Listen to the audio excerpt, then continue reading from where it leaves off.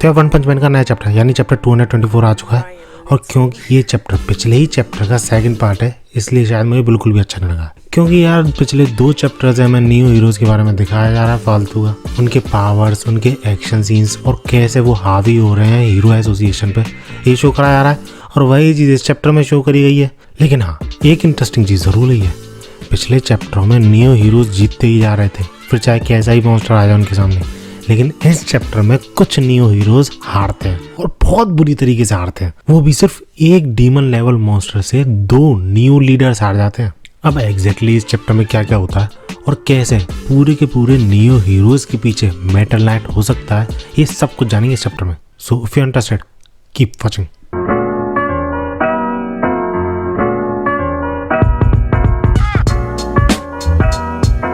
तो चैप्टर के cover page पे ही हमें दिखाया जाता है जेनोस का नया टॉर्सो, जो कि काफी स्ट्रॉन्ग लग रहा है। और जितना मुझे वेब कॉमिक के स्पॉयलर्स के थ्रू पता चला है, तो शायद ये जेनोस का लास्ट सूट होने वाला है, शायद ऐसा ही है ना। जिन लोगों को पता है लेट मी नो इन कमेंट्स। खैर, चैप्टर की स्टार्टिंग में हमें दिखाया जाता है वही रनिंग एक्शन सीन, जिसमें कि ये स्नेल तेजी से दौड़े जा रहा था और उसका पीछा कर रहा था ये न्यू लीडर, जो कि ये रिवील करता है कि इसके जो एक्स के अटैक्स थे वो सिर्फ फिजिकली डेडली नहीं थे, बल्कि उनमें पॉइजन भी था, जो कि सीधे ब्रेन पे अटैक करता है, जिस वजह से ये स्नेल स्लो होने लगता है। और उसके इसी इफेक्ट का फायदा उठाते हैं पूरे के पूरे new heroes, to be specific वो न्यू हीरोज जो कि इस न्यू लीडर के अंडर में काम कर रहे थे, क्योंकि वो सामने भाले लेके खड़े हो जाते हैं। एंड एज अ रिजल्ट काफी तगड़ी प्लानिंग के साथ ये मॉन्स्टर मारा जाता है। अब इस पे इसकी गैंग तो काफी खुश होती है, मौज में थे सबके सब, क्योंकि उन्होंने डीमन लेवल मॉन्स्टर को हराया है, वो भी बिना किसी कैजुअलिटी और बिना किसी सीरियस हार्म के। लेकिन ये जो न्यू लीडर था जिसका कि नाम एक्सल था, वो काफी सीरियस था, क्योंकि उसका फोकस सिर्फ और सिर्फ इन न्यू हीरोज ने जो उन्हें सूट्स प्रोवाइड किए, जो वेपन्स प्रोवाइड किए हैं, उस पर था, क्योंकि उनकी क्वालिटी टॉप नॉच थी और ये टेक्नोलॉजी उनका काम इतना आसान कर देगी ये उसने कभी नहीं सोचा था। जिस वजह से उसका कॉन्फिडेंस बढ़ जाता है कि अब वो एक के बाद एक सारे मॉन्स्टर्स को डिफीट करता हुआ जाएगा और शो कर देगा कि न्यू हीरोज सिर्फ टॉक नहीं है, बल्कि वो एक्शन में विश्वास रखते हैं और हीरो एसोसिएशन से बेहतर है। इसके बाद फिर से सीन शिफ्ट होता है और हमें एक और लोकेशन दिखाई जाती है, जहाँ पर कि मॉन्स्टर्स मिलके एक साथ एक हीरो पे अटैक कर रहे थे। और भले ही ये सारे मॉन्स्टर्स टाइगर लेवल थे, लेकिन इनके एक साथ अटैक करने की वजह से काफी ज्यादा डिफिकल्टी महसूस कर रहा था ये हीरो, और शायद ये सीरियसली इंजर भी हो जाता अगर ये न्यू लीडर वहां पे नहीं पहुंचता। लेकिन तुम इसके चेहरे से साफ साफ समझ सकते हो कि ये बाकी न्यू लीडर्स की तरह नहीं है, क्योंकि ये काफी ज्यादा एरोगेंट था और काफी बुरी तरीके से बात कर रहा था इस हीरो से।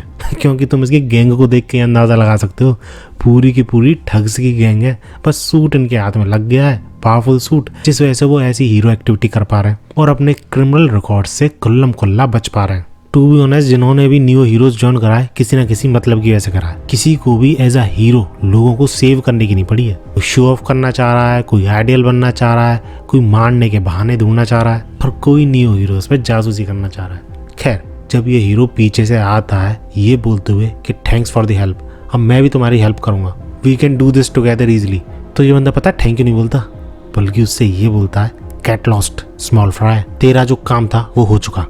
पैथेटिक दिखना और पूरी तरीके से आना लोगों के सामने, अब यहाँ पे तेरा कोई काम नहीं है, क्योंकि न्यू हीरो सब संभाल के प्रूव कर देंगे कि वो कितने ज्यादा बेहतर हैं प्रो हीरो से, यानी हीरो एसोसिएशन से, जिसपे ये हीरो भले ही कुछ बोल नहीं पाता, लेकिन गुस्सा काफी ज्यादा आती है। इसके बाद फिर सीन चेंज होता है और हम देखते हैं चाइल्ड एम्परर और उसकी गैंग को, जो कि आसानी से काफी बड़े मॉन्स्टर को हरा देते हैं। ऑब्वियसली एस रैंक हीरो है, ऐसा ही होना था। लेकिन उनमें से एक बंदे के थ्रू हमें पता चलता है कि ये पहला मॉन्स्टर नहीं है जो कि इस पूरी की पूरी गैंग ने हराया है, क्योंकि ये बंदा बोलता है we defeated this one too, यानी पहले भी और मॉन्स्टर्स को ये हरा चुके हैं। लेकिन हाँ, ये थकान बिल्कुल भी महसूस नहीं कर रहे हैं, and it's all because of the suits, और क्योंकि वो चाइल्ड एम्परर के अंडर में काम कर रहे हैं, एक एस रैंक हीरो के अंडर में काम कर रहे हैं। लेकिन चाइल्ड एम्परर का ध्यान सिर्फ और सिर्फ इस सूट पे था, क्योंकि वो खुद इन सूट से काफी इम्प्रेस्ड था। एक ऐसा बंदा जो कि टेक्नोलॉजी में इतना ज्यादा स्मार्ट है, और इम्प्रेसिव चीज उसे सबसे ज्यादा ये लगी कि 1, 2 या फिर 3 बंदों के लिए ये सूट्स नहीं बने हैं, 2000 हीरोज के लिए बने जिन्होंने न्यू हीरोज ज्वाइन करा। लेकिन इम्प्रेस होने के साथ साथ उसे काफी शक भी था,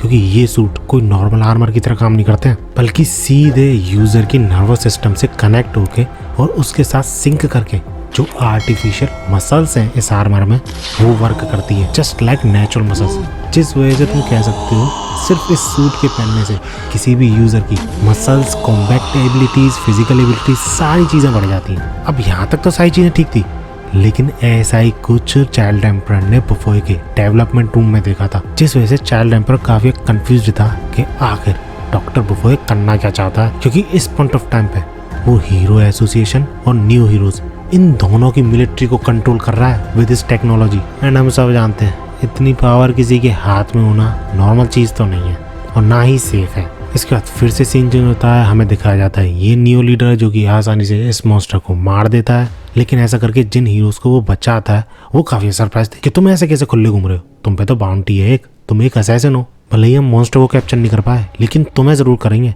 जिसपे कि ये असैसिन काफी ज्यादा क्रीपी स्माइल के साथ बोलता है, अब मैं एक हीरो हूँ जो कि करेंटली जस्टिस को फॉलो कर रहा है और अगर तुम मेरे रास्ते में आना चाहते हो तो मैं तुम्हें रोकूंगा नहीं। आने से पहले ये याद जरूर रखना हीरो वर्क में एक्सीडेंट्स काफी ज्यादा होते हैं। अब इसका मतलब क्या है ये शायद मैं तुम्हें समझाने की जरूरत नहीं है, इनडायरेक्टली धमकी दे रहा बंदा। अब यहाँ तक तो सारी चीजें नॉर्मली हो रही थी जैसा कि पिछले 2 चैप्टर्स में होती हुई आई हैं, बट इसके बाद जो फाइट होती है वो मेरे लिए तो कम से कम काफी अनएक्सपेक्टेड थी। क्योंकि हम देखते हैं इस रिची रिच को जो कि और लोगों के कंपैरिजन में काफी बड़े आर्मर में था। इस वजह से ऑब्वियसली कॉम्बैट एबिलिटी इस आर्मर की ज्यादा ही होंगी, लेकिन इसके सामने काफी तगड़ा मॉन्स्टर भी खड़ा था। टाइगर लेवल नहीं था, डीमन लेवल मॉन्स्टर था, लेकिन इसको अपने सूट पे ज्यादा ही भरोसा था।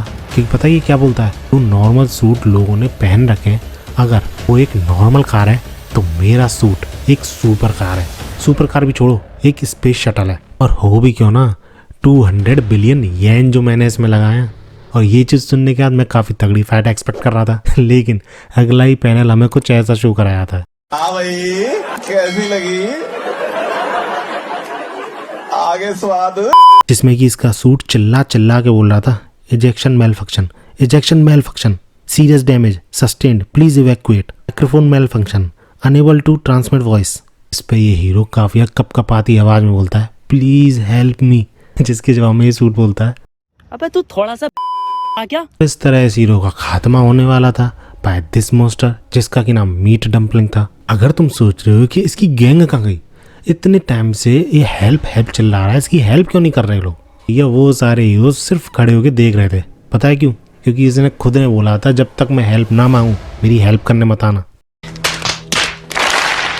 और क्योंकि माइक्रोफोन मेल फंक्शन हो चुका है, आवाज इन लोगों तक पहुंच नहीं रही, तो इन लोगों को पता ही नहीं है कि इन्हें हेल्प करनी चाहिए या नहीं।